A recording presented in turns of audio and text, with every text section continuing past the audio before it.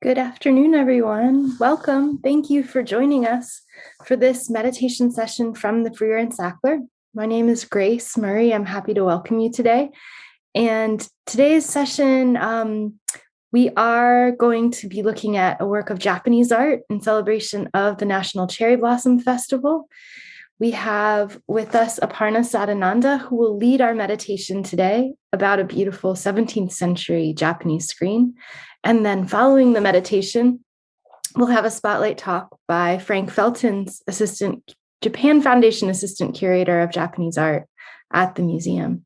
So welcome to everyone. Happy Friday, and I'll give the digital floor to Aparna. Thank you so much, Grace, for initiating this Friday art-based meditation session. And namaste, everybody. Welcome you to this unique way of exploring art, both intellectually and experientially through the practices of mindfulness and meditation. Friends, we're in springtime, and in springtime we see that the theme of renewal is all around us in nature. And it is hard to separate springtime from blossoms and trees. So the breath that we receive is also it's from the trees. The oxygen that we get is from these trees. So today we thought we'd bring to you an artwork that shows us a spring landscape with blossoming cherries. And this is from the early 17th century. So, as you might have guessed, today's practice will be very breath centric. We will be practicing meditation to the 5 different kinds of pranavayus or energetic currents. And for that, I invite you to find a comfortable seated position, one where your spine can be upright and tall. Relax your shoulders. And let's start by taking a first look at today's artwork of choice. Here we are. So I'll be sharing the screen and you could take a first look. This really gorgeous Japanese folding screen with about 6 panels depicting a springtime landscape. And in a few minutes after centering our attention, we will be going into the practice of closely looking at this artwork. But for now, maybe simply adjust our device screens so viewing the artwork is easy. And let us also make sure that my voice is coming through to you clearly, because these are the 2 faculties we'd be using in this meditation today. And if for any reason you wish to engage with this work of art on your own, you can always click on the link that Yining has provided in the chat, and you can engage with it on your own.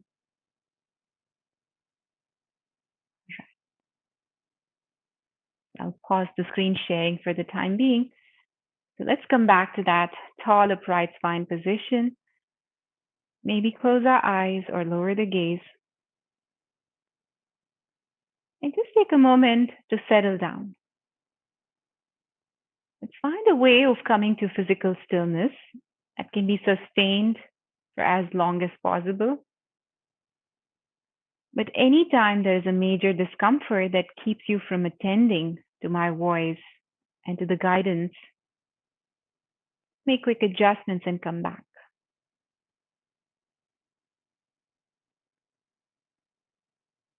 Begin by noticing how the body is placed in space. Where does it make contact?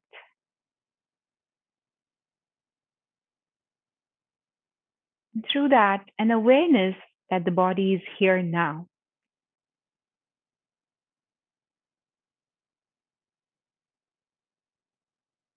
We also use that proprioceptive awareness to visualize where you are, just as you are.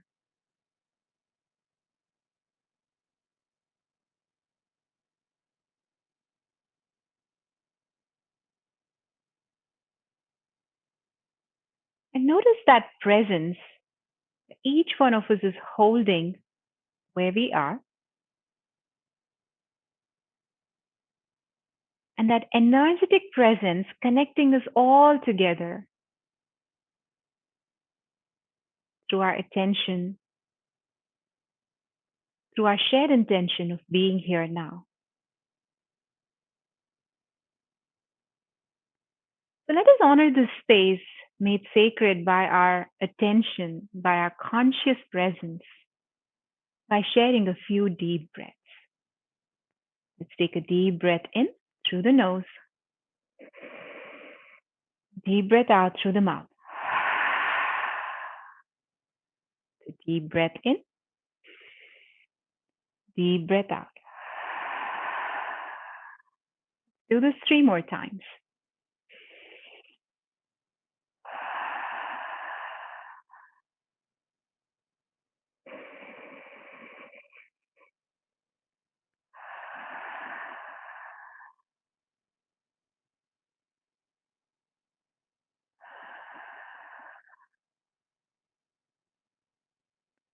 Now we'll practice a very specific way of breathing, which has many, many benefits. But for now, let the intention be to clear the nasal passages. Let's practice the alternate nostril breath, also known as Nadi Shodhana. Make a peace sign with your dominant hand, and then place the tips of your peace fingers between the eyebrows, the third eye. If you're practicing with your right hand, it's the thumb that will cover the right side of the nose. Now we inhale only through the left nostril. Then close the left nostril, open the right, exhale. Inhale through the right, close and exhale through the left. If one of your nostrils seems blocked, then do a one-sided breathing where you inhale through the open nostril and exhale through the blocked nostril. And we'll practice this for about a minute, where I'll track the time as you explore your practice.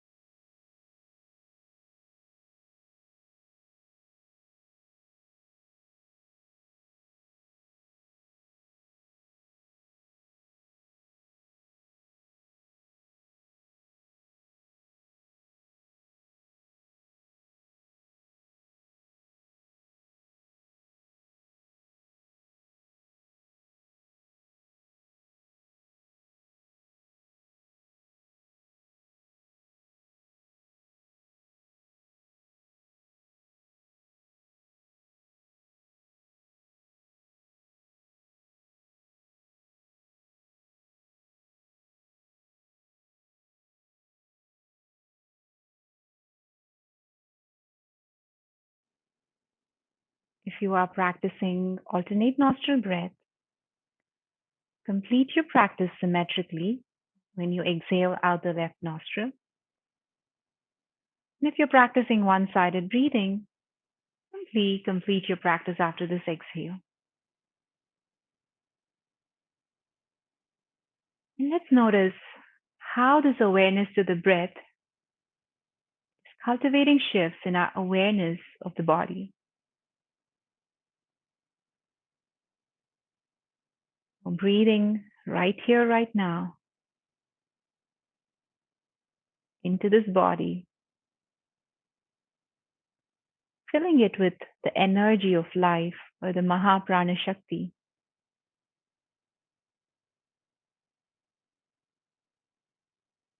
As you bring your awareness to the feet, notice that this consciousness of the feet is life itself.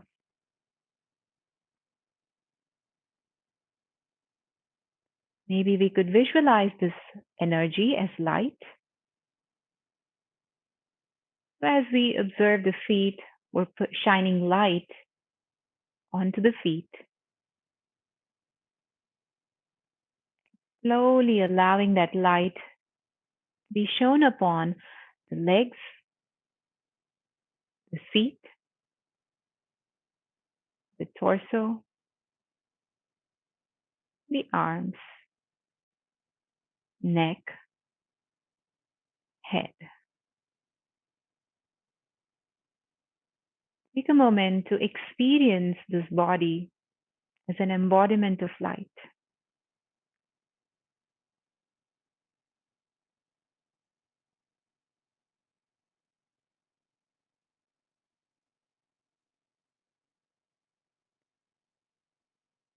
And now feel free to imagine that you have transported yourselves to the room in the museum where this artwork might be displayed.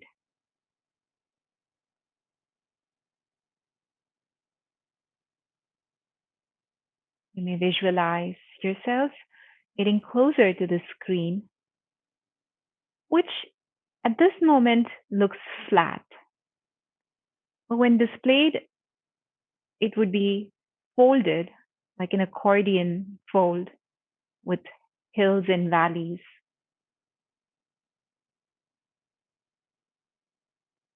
And if you wish to transport yourselves in time, imagine this in the early 17th century when this would have been displayed. The lighting of maybe some kind of lamp.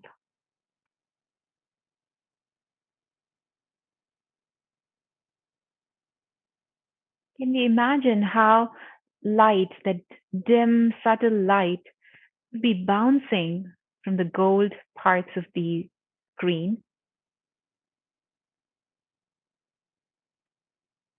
creating this luminous setting where we could savor the beauty of these cherry blossom trees and the other trees in the landscape.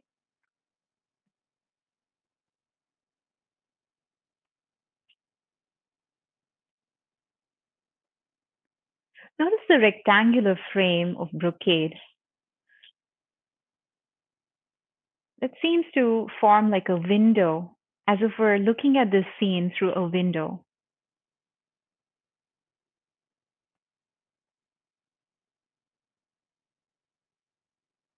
Now let's zoom in so we could appreciate the details of this beautiful folding screen.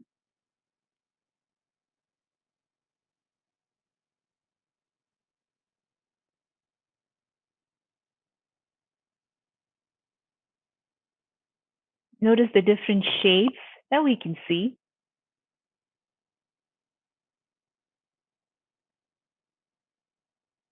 Some of these shapes are branches of the pine trees draped in the draperies of green of all the pine leaves.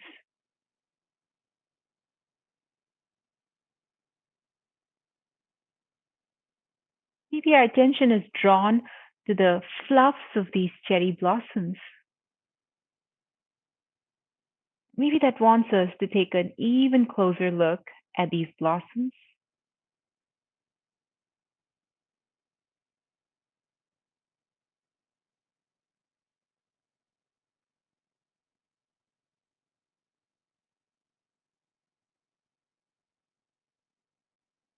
Large swaths of white, lightly dusted with pale pinks, and the green of the leaves peeking through those white boughs.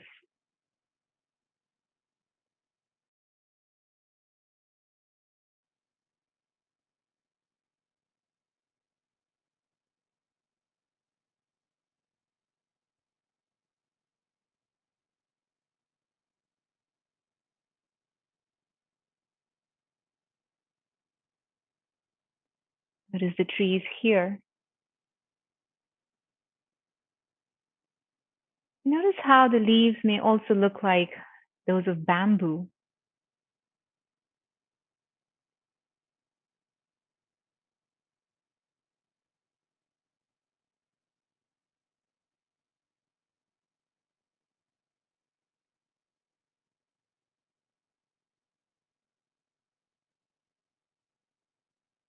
And then as we move across, you might notice this tree slightly bent over as if overlooking what looks like a lake or a pond.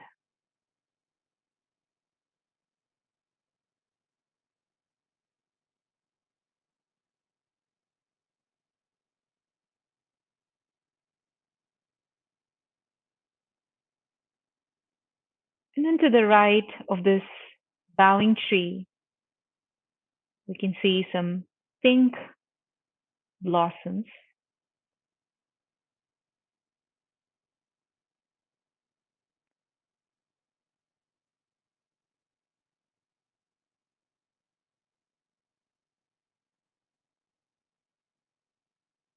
more pine trees, more cherry blossoms.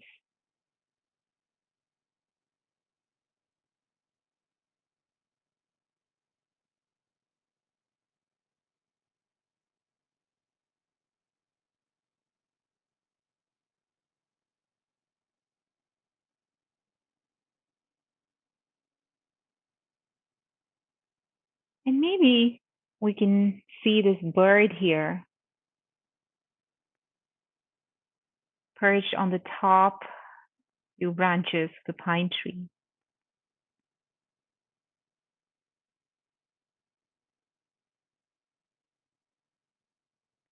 And as we look at the screen this closely, we might start noticing the cracks in the beautiful gold.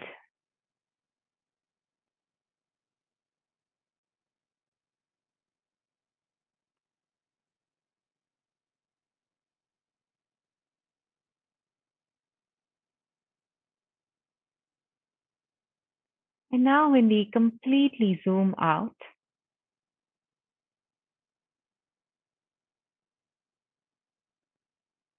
what does this landscape look like? If we were to close our eyes and picture this, what do we see in our mind's eye? Let's take a moment to check in and see what the mind's eye sees.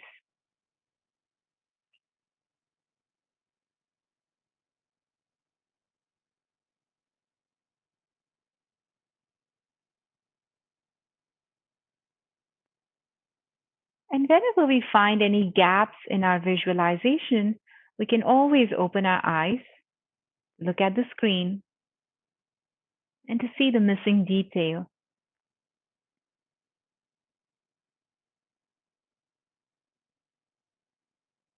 And in this way, let us slowly create a picture of this folding screen in our mind's eye,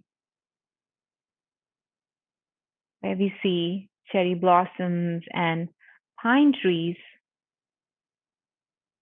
surrounding a lake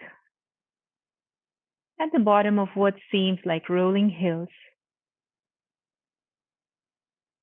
with golden clouds floating through them, floating through the branches and the foliage of these trees.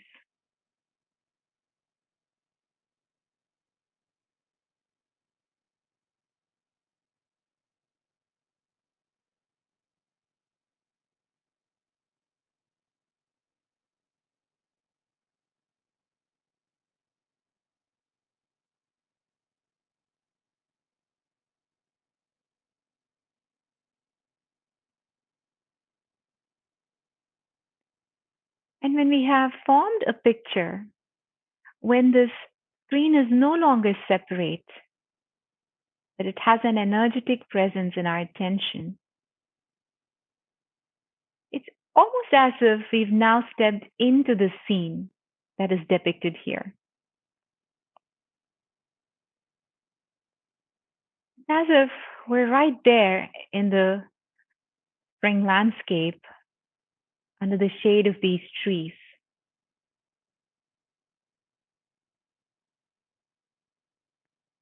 Feel free to transport yourselves in space and time and imagine that you're taking deep breaths here under these trees.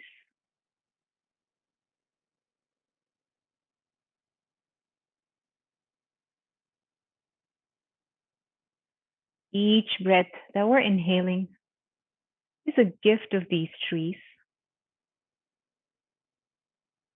And each time we're exhaling, that is our gift back to these trees.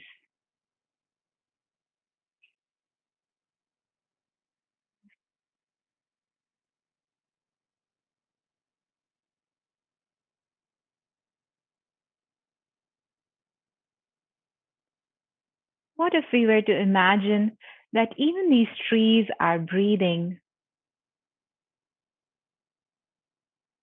The energy of life that flows through us is also flowing through them, maybe in a slightly different way.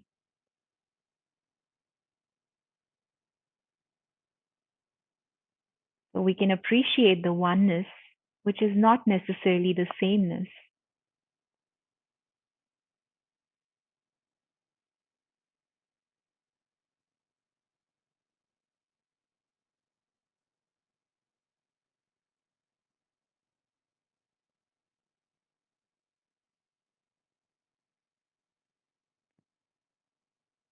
And if we were to visualize this light of life as a light of certain color, now we could visualize inhaling that light into the body. So we're breathing in this light, the Mahaprana, which comes into the chest.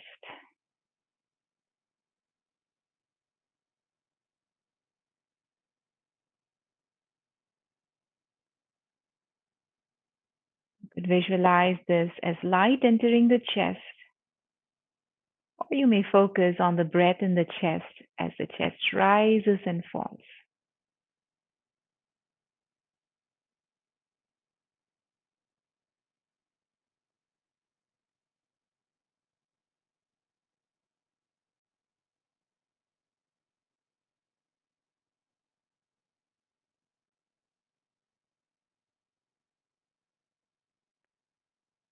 Notice this light as the fundamental source of all the different kinds of energy in the body.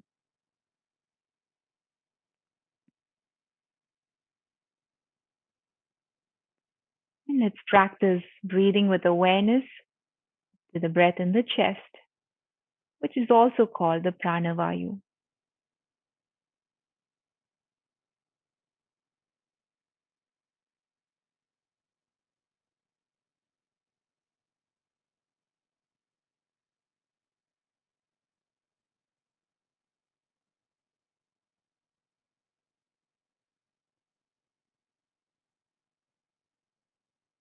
Now, slowly let your awareness descend down to the level of the belly, the navel, and the space between the sternum and the navel.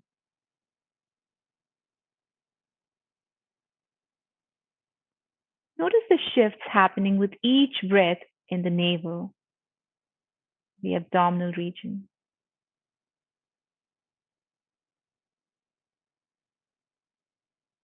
Notice the belly expanding as we inhale. Notice the belly drawing towards the navel as we exhale.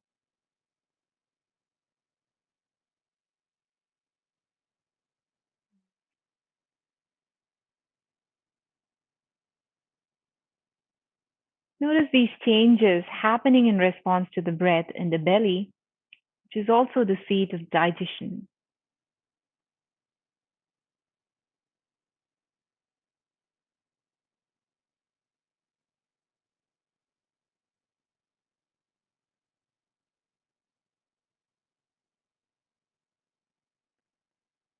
When this engagement with the samana vayu in the belly feels complete, let your awareness come further down to the hips, to the pelvis.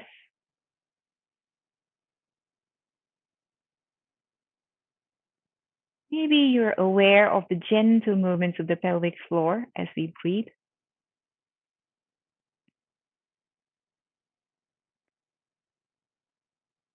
Or the life processes through the organs of elimination, reproduction in the hips.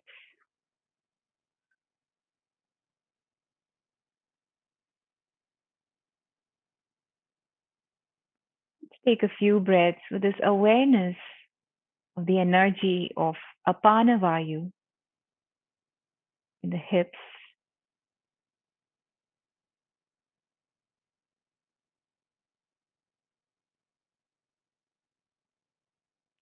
When that is complete, now notice the energy flowing in the arms and legs.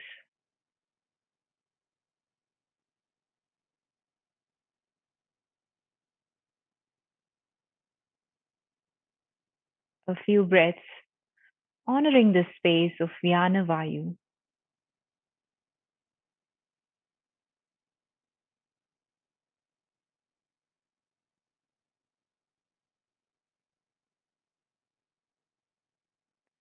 Now, finally, the energy through the neck and the head, supporting our voice, our cognition, our ability to synthesize a worldview.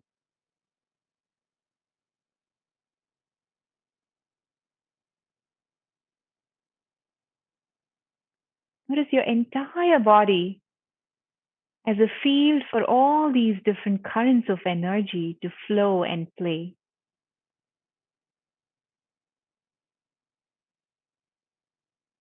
Notice this energy as the breath, and notice that breath as a gift from these trees.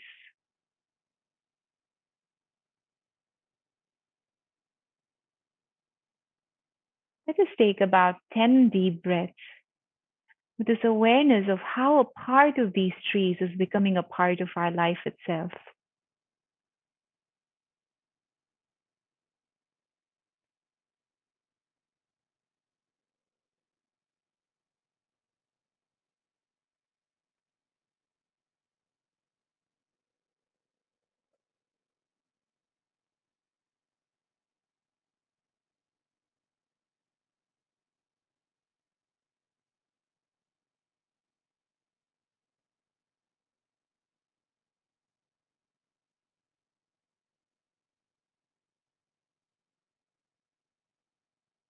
When that is complete, maybe take a moment to join palms in prayer and offer a silent thanks as well as a namaste in honor of these trees. Silent namaste in honor of the light within. Silent namaste to the creative energy of the artist whose hard work and efforts creatively have given us this masterpiece.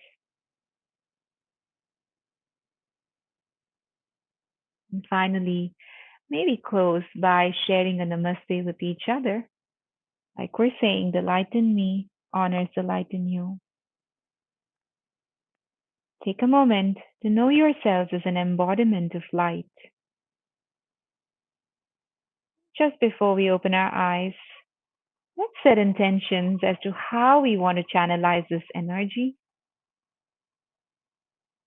How may we guide the different vayus optimally so we can serve the deep and profound intentions of our being here now, while also doing what we must do.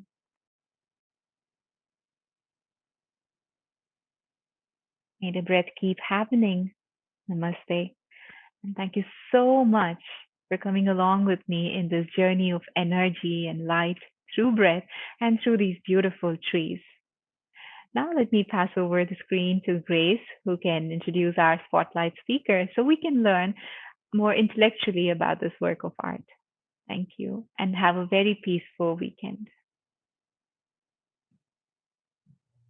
Thank you, Aparna, for leading us through that meditation. We'd love to know what thoughts or observations you have about this artwork. If you have anything you'd like to share, please do put it in the chat. Also, any questions you have or anything you were noticing about the artwork as we were going through the meditation practice. Now I'd like to introduce Frank Feltons, one of our curators at the museum, who is a specialist in Japanese art, and he's going to tell us a little more about this beautiful screen. Thank you, Grace, and thank you, Aparna, for this lovely session again. And thank you all for sticking around after what I'm sure was incredibly relaxing.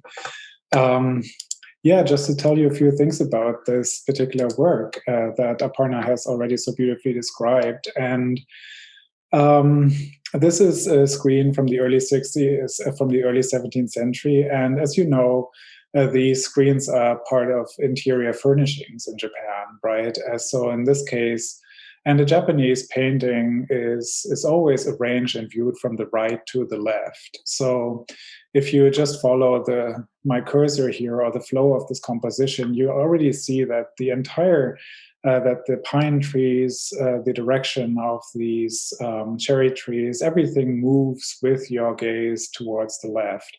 And you are here inside the mountains in deep nature, and owning the screen would have transported you right into the scenery mentally, just like this meditation exercise that you just did. So for that very purpose, this work was actually made.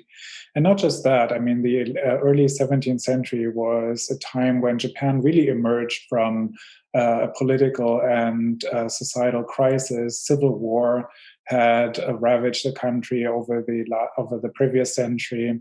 The big cities were destroyed, and the country was emerging from the ashes, basically. And gorgeous works like these created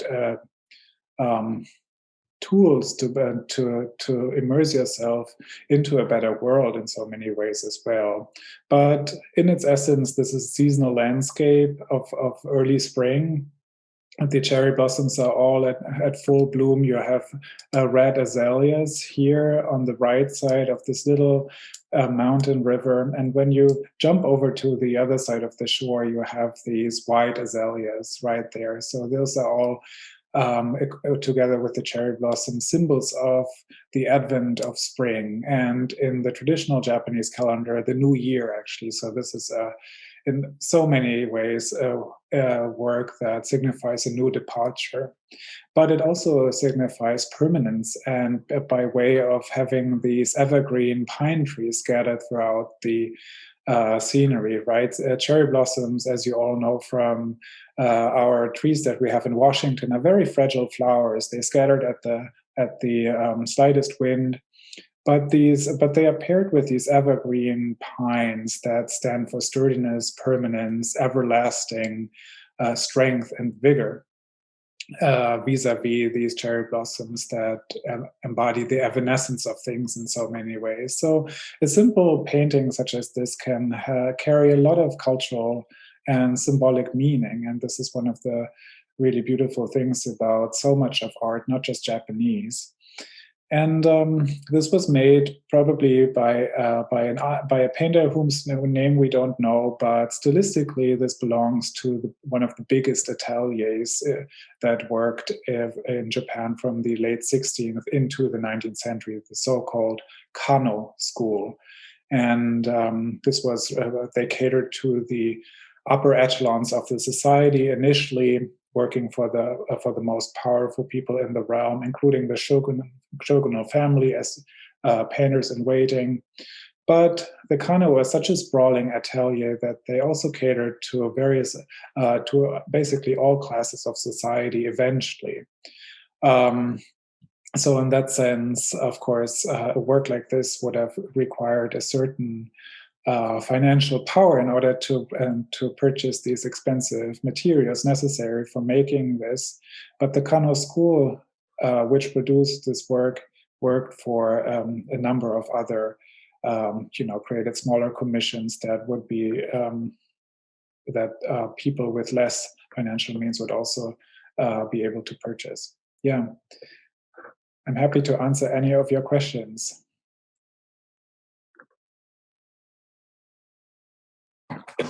Thank you so much, Frank, for sharing that information with us. We did have some questions coming in.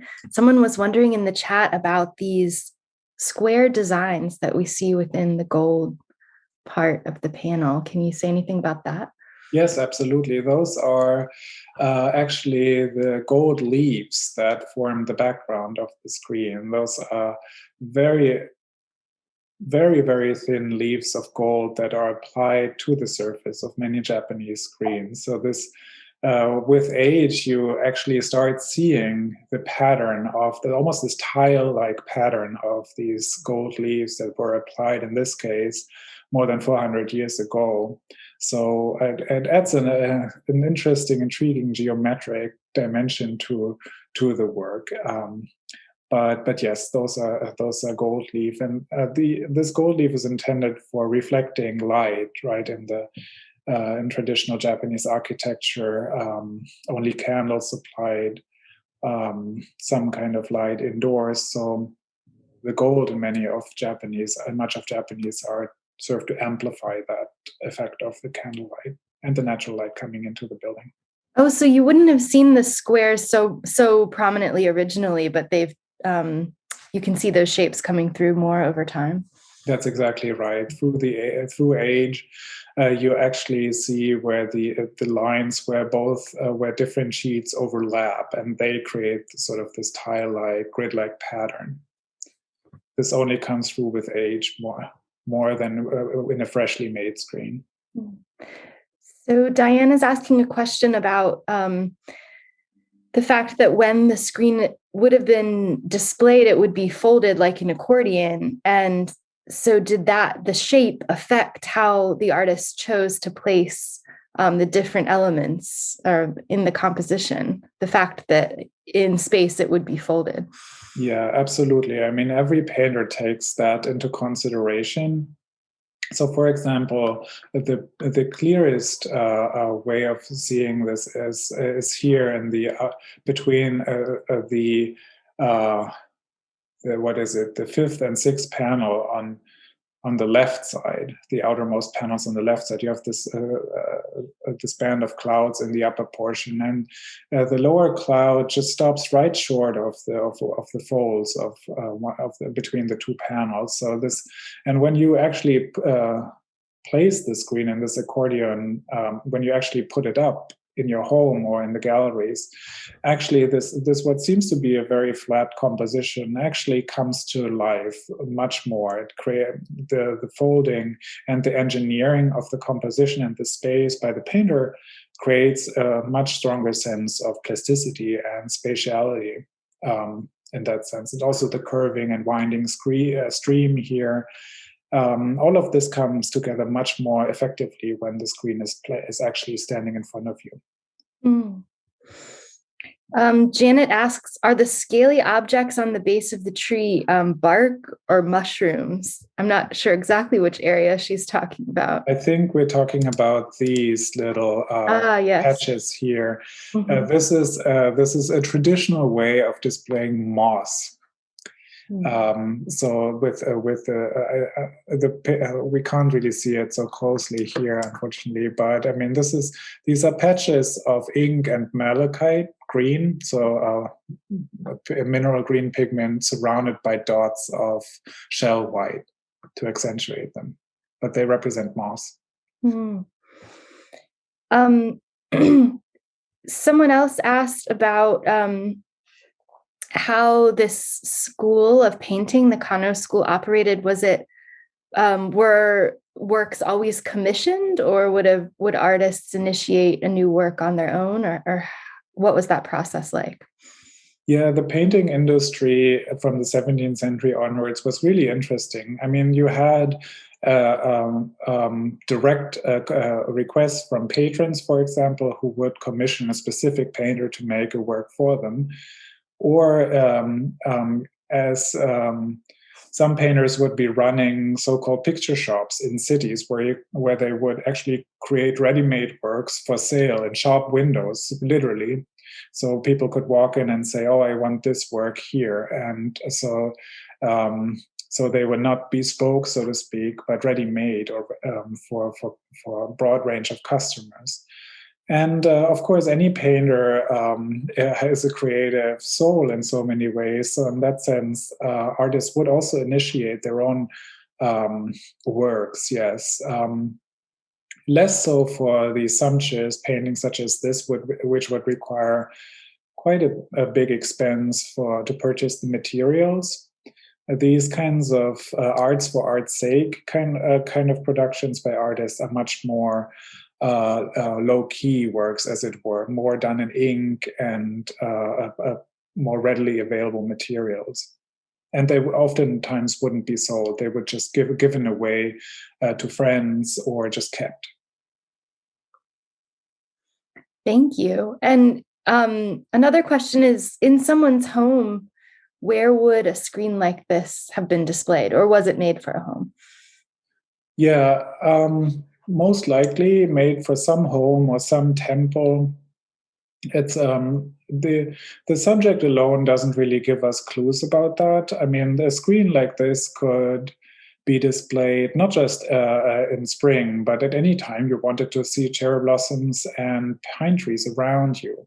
So this type, in that sense, I mean, the screen like this afforded you the opportunity to look at these blossoms at any time in the year or at any time of the day as you pleased. But also, I mean, this could have been in the bedchamber, or this could have been in, a sitting room where you receive guests. It's really, I mean, this is part of the flexibility of Japanese artworks, but also of Japanese architecture, where rooms didn't necessarily always have an assigned function. You didn't necessarily have, okay, this is my bedroom and this is my living room, so to speak. Architectural, the assignments of each rooms were much more fluid, and in that way, also the furnishings for them. The second panel from the left side, there appears to be something in the sky, like someone was noticing, could it be a moon or something like that? Or is that just discoloration from age? Yeah, this is actually really a moon, I think, up here in the mountains, just peeking over the, over the ridge here.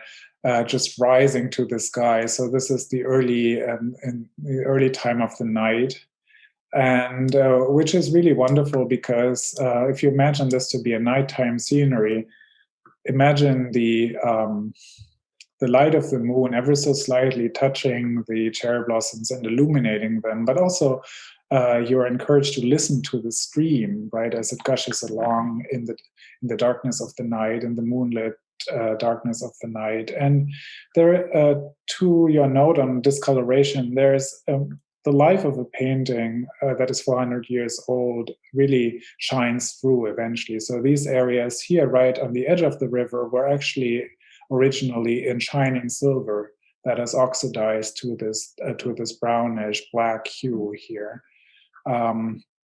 And in the same way, the moon is also done in silver with these swaths of gold pigment to allude to the hazy sky in the spring. But yeah, this is exactly a nighttime scenery. Nicely spotted. Yeah, that's fascinating. So it would have looked a little different right after it was painted than today. Definitely. Yeah. So we had many questions. I'm sorry we don't have time to answer all of them, but thank you so much, Frank, for joining us today. And I just wanted to invite everyone back when the museum does reopen. We have a gallery in the foyer that is always dedicated to Japanese screens. So we have, they rotate, and that space, Gallery 5, is really incredibly beautiful, where you can always see these large scale works in space as they're meant to be seen. Thank you all for joining us, and I will turn it back to Aparna just to conclude. Thank you so much, Frank, for sharing your knowledge with us. This was really, really a wonderful intellectual journey into this work of art. And I hope you all were able to have your own unique engagement with this work of art through all of this guidance. So as Grace said, whenever the museum reopens, must definitely be in its physical presence. And maybe if you remember this offering, you can try the same technique and see how you feel and witness what is for you at that moment. So thank you once again for joining us. We hope you can come back to our meditation practice on Monday next week. And until then, have a wonderful weekend. Have a very restful and mindful weekend. Namaste. Thank you.